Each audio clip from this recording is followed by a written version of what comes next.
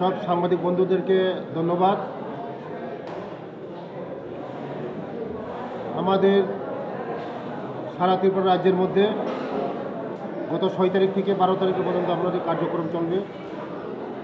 পার্টির 46তম প্রতিষ্ঠা দিবস উপলক্ষে আমাদের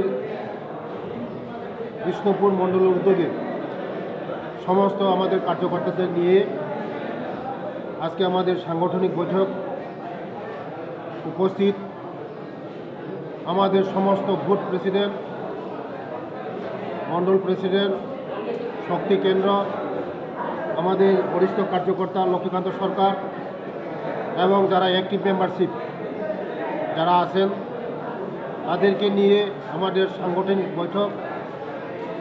আজকে এই সাংগঠনিক বৈঠকে আলোচনা হবে আগামী দিন আমাদের পার্টির দিক নির্ণয়, পার্টিকে আরও মজবুত করার জন্য,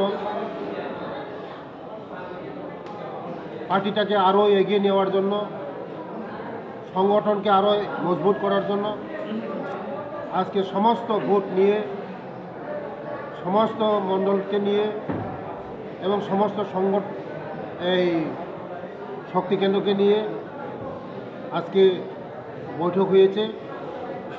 এই বৈঠকে আমাদের আগামীকাল থেকে আমাদের গাঁও চলো অভিযান শুরু হবে। এই গাঁও চলো অভিযান